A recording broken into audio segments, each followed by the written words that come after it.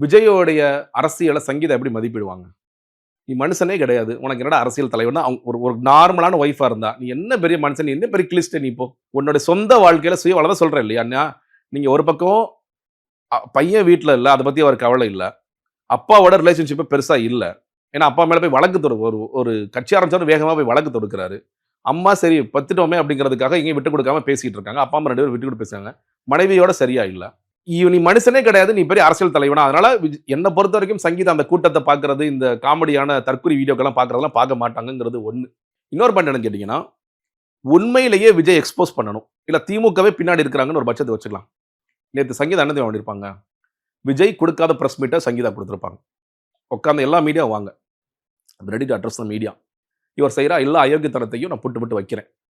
சங்கீதா எவ்வளோ கண்ணியமானவங்கன்னா, நமக்கு எல்லாம் நான் சொன்ன இந்த பெயர் என்னன்னு நமக்கு தெரிஞ்சிருந்து கூட அவங்க என்ன சொல்றாங்க, பேரை கூட நான் தவிர்க்கின்றேன்.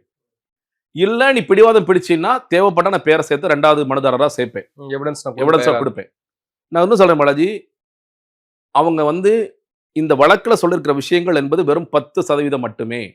விஜயோட அயோக்கியத்தனங்கள வெறும் 10% தான் சொல்லியிருக்காங்க. அவங்க இன்வெஸ்டிகேட்டிங் ஏஜென்சி வச்சு ரொம்ப வருஷமா பல எவிடன்ஸ கலெக்ட் பண்ணி வச்சிருக்காங்க. அதுல ஒரு நடிகை பெயர் இல்ல, பல நடிகைகளின் பெயர் இருக்கிறது. ஒரு ஏஜென்சி அந்த ஏஜென்சி எனக்கு தெரியும். அவங்க சொல்றத வச்சு நான் சொல்றேன். அந்த அவ்வளோ தூரம் அவங்க ஏன்னா சில பேர் கேட்டாங்களே, "என்ன எவிடன்ஸ் இருக்கு உங்கள்ட்ட?" அப்படின்ட்டு. எல்லா எவிடன்ஸஸும் அவங்க பக்காவா வச்சிருக்காங்க. அதெல்லாம் போட்டு நாரடிக்கணும்னு நெனச்சிருந்தாங்கன்னா, நேத்து கிழிச்சிருப்பாங்க விஜய. உண்மையிலேயே விஜய வீழ்த்தணும். விஜய் ஒரு அரசியல் தலைவன் ஆயிட்டான். எனக்கு பிடிக்கல. என்னுடைய வீட்டுக்காரன நான் அடிக்கணும்.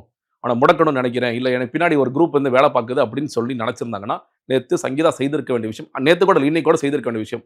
அவங்க எதையுமே இல்லாம கடந்து போணும். எனக்கு ஒரு நியாயமா என்ன செய்யணுமோ அத செஞ்சு ஒண்ணும் இல்ல இன்னைக்கு காம்பன்சேஷன் குடுக்குறேன். நான் கிளம்பி போயிட்டே இருப்பேன். இத பத்தி பேச கூட மாட்டேன். நான் பேச ரெடியா இல்ல. அப்படி ஒரு கண்ணியமா தான் அவங்க பண்ணிட்டு இருக்காங்க. ஆனா இந்த கும்பல் என்ன பண்ணுது? புடிச்சு பிராண்டுது. எங்க அண்ணன தெரியுமா நீங்க?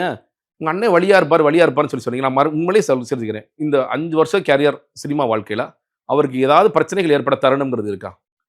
கரூர் சம்பவத்துல கூட இன்னைக்கு வரைக்கும் ஸ்டாலின் சார் என் மேல பழிய போடாதீங்கன்னு சொல்லி சொல்றாரு. அவர் இன்னைக்கு வரைக்கும் அக்கவுண்டபிலிட்டி எடுத்துக்க ரெடியாவே இல்ல. சிபிஐ இவரா கேட்டு வாங்குனது.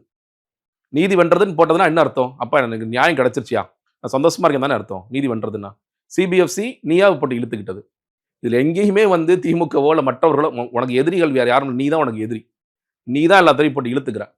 அப்படி இருக்கும் பொழுது எல்லா விஷயத்தையும் நீ பண்ணிட்டு எங்க அண்ணன கரூர்ல முடக்குறாங்க, எங்க அண்ணன சிபிஎஃப்சில முடக்குறாங்க, சிபிஎஃப்சில முடக்குறாங்க. கடைசியா பாத்தீங்களா? எனக்கு என்ன தோணுதுன்னா, அநேகமா தஞ்சாவூர்ல மீட்டிங் கேட்டுட்டு இருக்காரு. பாருங்க எல்லாரும் பரபரப்பா தேர்தல் பிரச்சாரத்துல இருக்கும்போது, அண்ணன் இப்பதான் தஞ்சாவூர்ல ஒரு மீட்டிங் போடலாமான்னு பேசிட்டு இருக்காரு. தஞ்சாவூர் மீட்டிங்ல அதே மாரி ஜான் எழுதி குடுப்பாரு.